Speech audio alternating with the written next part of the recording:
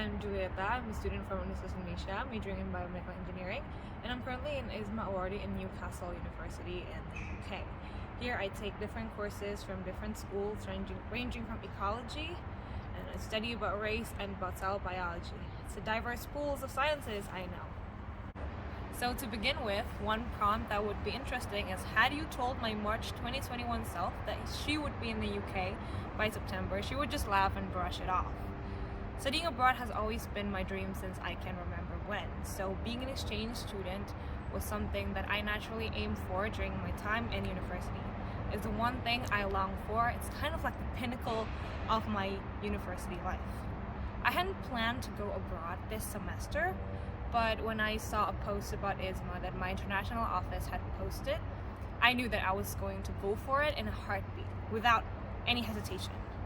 My mom, who seldom allowed me to go too far without her being able to see me, somehow agreed on me registering for this IISMA program. So I guess that's divine intervention. Throughout the registration process, my resilience was totally tested. I rushed here and there to prepare for the registration process, and sometimes I doubt myself and I think, should I go on or not? After several weeks of waiting, which felt like several years, I finally got into the program and can proudly say that I am an IISMA awardee. Though it seemed like the end of one thing, it's actually the beginning of the journey. Preparation for departure was something else that got my head spinning.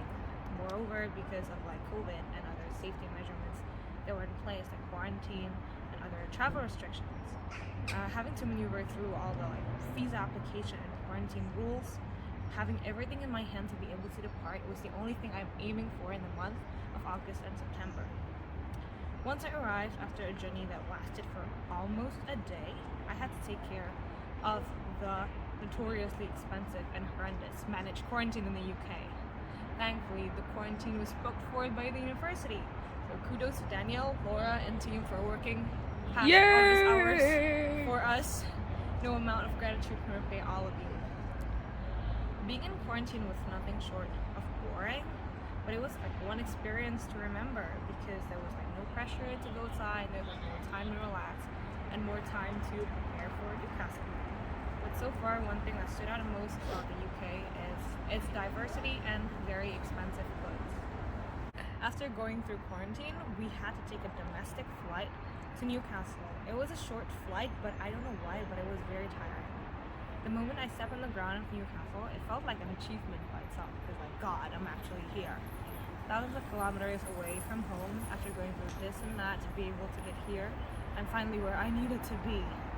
After spending several days and weeks in Newcastle, of course I experienced shocks, but thankfully it was manageable. The most shocking thing is just the way they socialize and mingle is very different from the way that we do it, and it can potentially be kind of detrimental. So being wise on it was something important, because I still want to go home whole. Besides that, what shocked me was self-checkout tills, because they don't have it in Indonesia. Even if you're served by someone else, you still have to pack your own groceries, and it was kind of difficult to pack your groceries while trying to pay for it, but eventually I came to like it. Enough about the general life. We're now talking about the juicy bits, the academics. I really liked the studying pace here. There was no force for you to understand all the learning materials overnight, so you have more time and space to explore what intrigues you the most. Yes, it did pace me more to read for classes beforehand, but there was little to no pressure of having to understand it immediately. Academic activities that are offered also differs. Here we don't have to fix schedule every week, but rather different things at different times of the week. We have lectures, seminars, which require us to talk more, workshops, fieldworks, practicals, and other types of classes.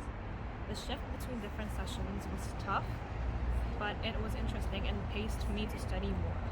And for the grading system here, getting a mark above 80 means your work is almost flawless.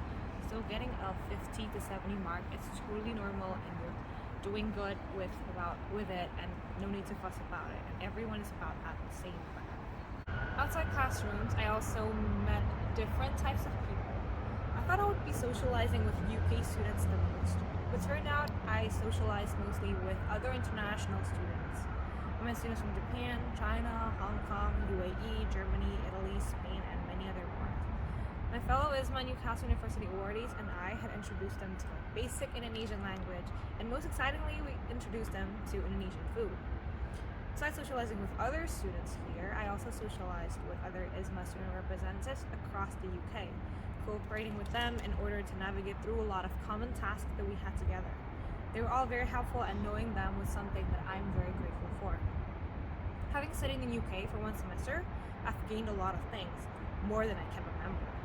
I have learned to adapt to new situations, become a more resilient individual, and learn to understand each other's differences in order to achieve a common goal.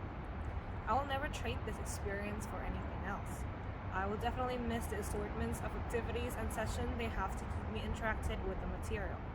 I hope it can get implemented to my home university because it was really effective to keep students engaged with the subject.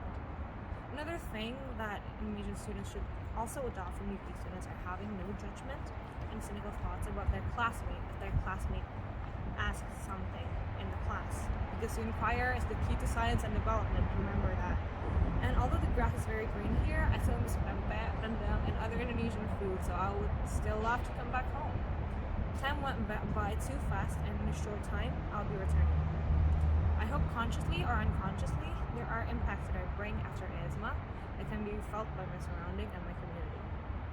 I am officially IISMA biased because thanks to it, I am now a different and improved person. Can't thank IISMA enough for the opportunity it has given to me. I know it's not easy, but you better be bold to go abroad.